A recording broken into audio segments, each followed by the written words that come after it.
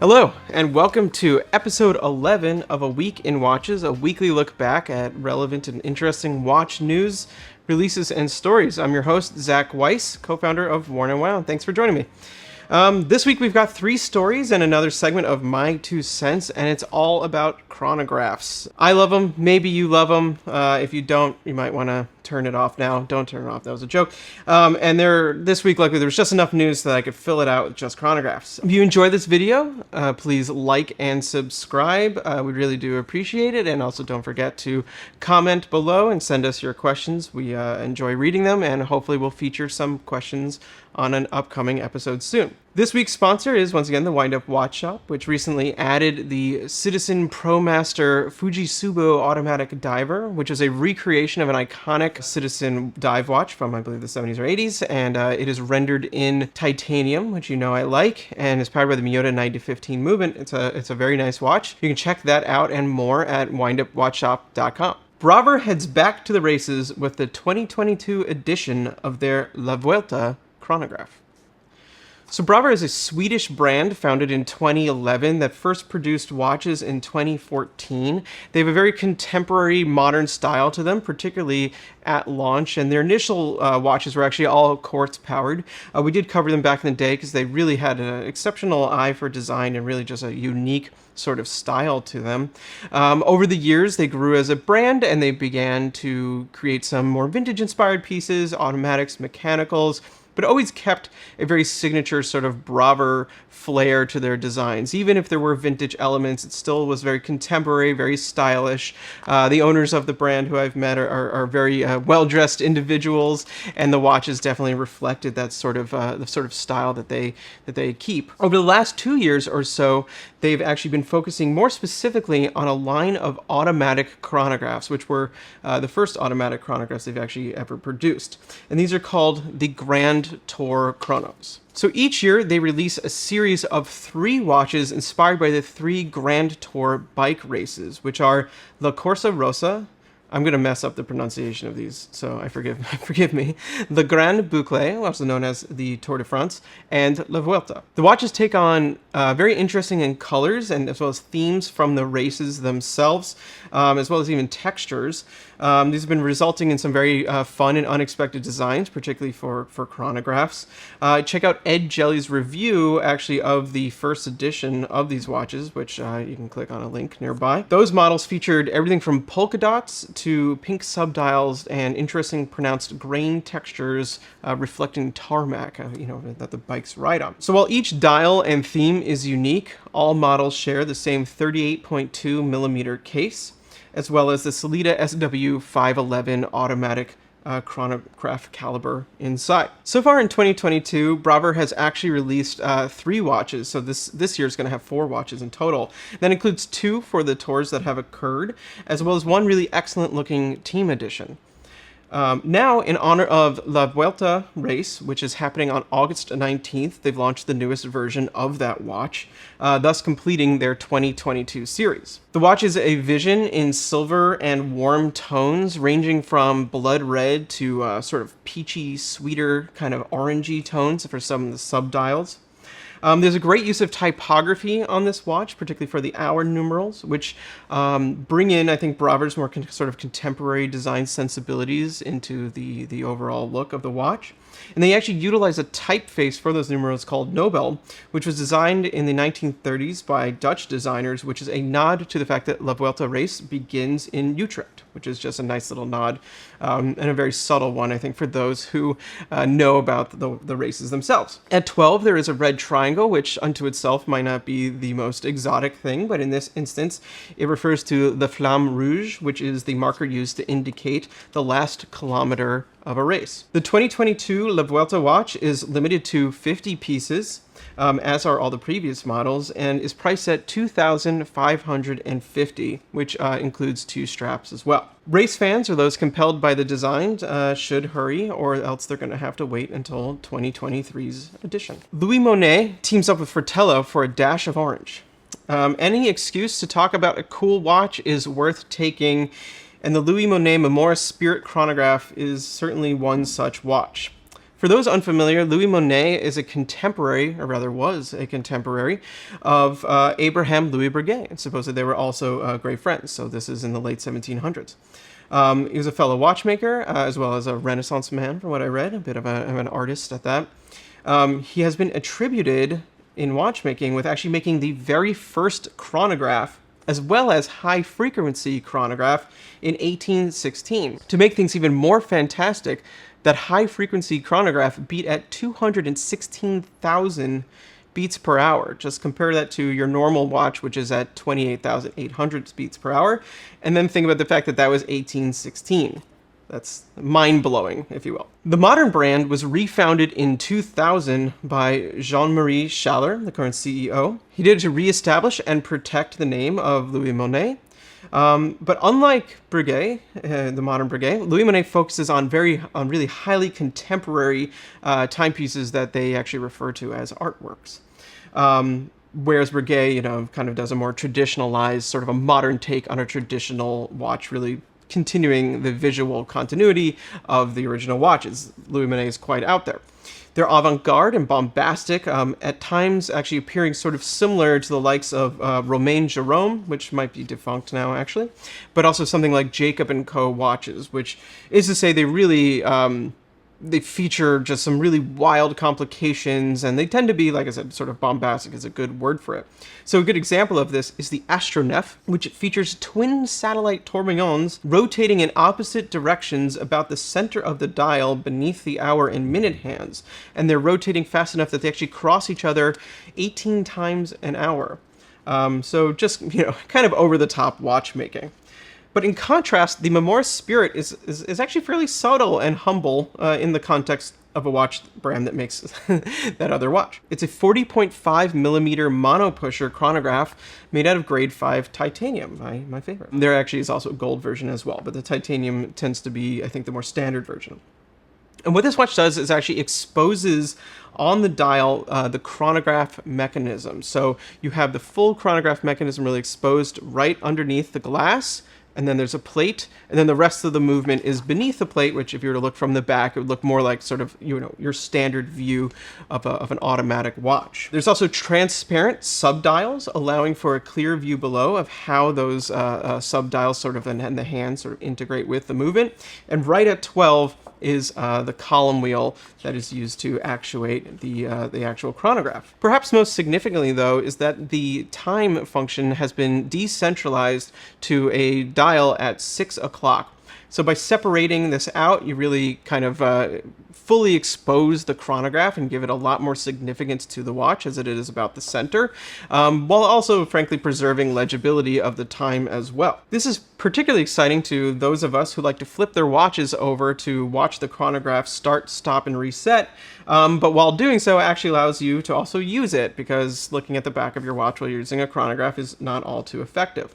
Chapek & C actually has a similar watch with the Antarctic chronograph, but that one does not have a decentralized hand, and is also a retropont, or a split function. Anyway, Louis Moinet teamed up with Fratello watches to create a limited edition version of this Memoris Spirit chronograph.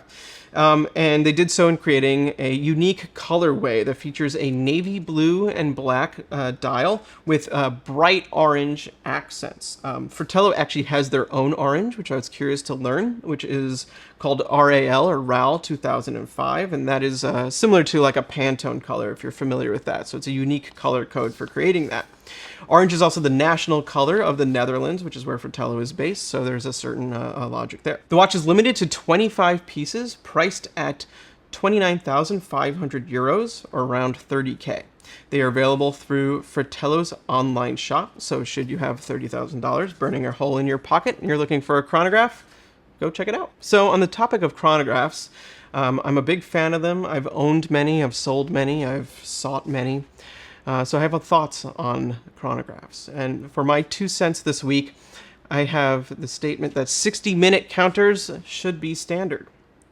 So this might be more of a pet peeve than really anything else, but like, why, oh why do modern chronographs top out at 30 minutes? Dear movement makers, please update your counters to 60 minutes. I get it, 30 is what has always been there, at a glance, it kind of sucks, to be honest. Everything from 30 to 60 needs to be determined by looking at the hour and seeing if it's kind of halfway between the hour and then going back and adding up the minutes on top of 30. It's way too much work, especially, you're whipping around the track going real fast, but you're supposed to do some addition. I don't think so. Many chronographs, particularly Bi-Compax chronographs or two-register chronographs, which, if you were to look up the history of Bi-Compax, actually does not mean two-register, but that's another 2 cents. So you have your active seconds on one side and then your 30-minute counter on other. But 60 minutes really should be minimum. I mean, once again, like, what do you do that you only need to time 30 minutes? It kind of, if anything, sort of highlights the fact that the chronographs are more there for us to push buttons than for actual functionality. Now, there are some 60-minute counters out there, I must admit. The Seiko Mecha Quartz chronographs often do have 60-minute counters, and perhaps there's other quartz watches out there too. There's too many to count. Zin has the SZ05 and actually a couple other calibers, so they don't break out that often, that have 60-minute counters. Zenith's newish El Primero 3600, found on the Chronomaster original, the model with the 1/10 center counter, actually also does have a 60-minute counter as well. And there could be others, but they're hard to keep track of, and they're certainly quite uncommon. It is not the standard. And now this isn't pointed at brands such as the ones I've talked about, such as Bravur or the next brand we were talking about, who, are purchasing movements from third-party brands because there's only so much that they can do. But this is really to companies that are developing chronographs, as well as to the e-Bausch makers such as Solita, ETA, La Jouperet, these brands that people buy from. If you're developing new movements, and many of them are, add a 60-minute counter. Come on. To take things a step further, central minute counters should be, if not standard, much more common. If you've ever worn a Lemania 51 powered watch, which I have here with my delightful Porsche Orfina. Now, this is a vintage watch, unfortunately. You can't get a new Lemania 5100. You'd understand just how great the central 60-minute counter is. Not only is it 60 minutes, but you can read it at a glance because it's about the center of the dial. This is particularly great while in motion, while walking. You just quickly look and you'll see how much time has gone by. Sure, there are 4 hands about the center of the dial, but a little bit of good design can make that not an issue whatsoever. It's certainly not an issue on this watch. Now, these are very rare currently. Once again, Zin does make a movement with this. Damasco, Tutima, Hebring 2, and Breguet, actually, on their Type 21 chronographs. And then there's a few watches featuring the Agengraph by Agenor, but they are exorbitantly expensive watches. Of course, they're high luxury. Dubois Duprat, the module maker, does have a module that has a central minute counter in their catalog, but it is truly rarely used. Bell & Ross used it several years ago on a very cool watch that was quickly sold out. And within the last couple of years, there was actually a cool project, a pilot watch called the A13A, and they tried to launch a watch with the central minute counter, kind of a straightforward Flieger chronograph, but unfortunately they didn't meet their pre-order goals, so I guess the world just wasn't ready yet. They do have a quartz version, however, of that same watch, which uses the ETA 251-264, which is also a really rad and completely underutilized movement that I frankly can't think of another brand currently trying out. Anyway, to brands out there looking to modify, customize, or create new chronograph movements, try going a bit outside of the box, or rather the counter, and using 60 and central minute counters on your watches. Please. So what are your thoughts on this? What would you like to see from chronographs in the future? And now it's time for the release of the week. Baltic heads to the track for their newest chronographs. Baltic, who recently brought us the titanium aquascape, I really get to talk about titanium a lot on this show, it's great, is back with a new watch and some more. Obviously, they are fans of mid-century aesthetics. It's sort of been a through line of their catalog so far. So for the brand's first Swiss-powered chronograph, they've gone full 60s with the Tri-Compax. Measuring 39.5 by 47 by 13.5 with a domed crystal, it looks the part of a classic track chronograph. There's a panda dial with a wide external tachometer. The dial is not quite white, rather it's beige, which adds a bit of warmth to it, a little bit of like a vintage character. And it utilizes hints of yellow and orange for some cool color coordination for the chronograph functionality. The tachometer bezel which is on the outside and sort of flares up and out from the case in a dramatic fashion, is made out of brushed aluminum and measures units from 50 to 200, which is a much more reasonable scale than most tachometers, which, such as the watch on my wrist, goes all the way to 1,000. So don't go 1,000 miles per hour, please. It comes mounted to a new flat link bracelet and also comes on a taupe leather strap. Inside is the Sellita SW510-M, which features minute and hour counters, as well as 63 hours of power reserve. This is a departure from the Seagull, which was the movement that they used on their previous bi-Compax chronographs that they're well known for. And it's a move that I think fans are probably quite likely excited for. It does bring the watch and their brand to a new price point, but as the brand has grown in esteem and clout, I think that it is something that fans of the brand will certainly accept. But wait, there's more.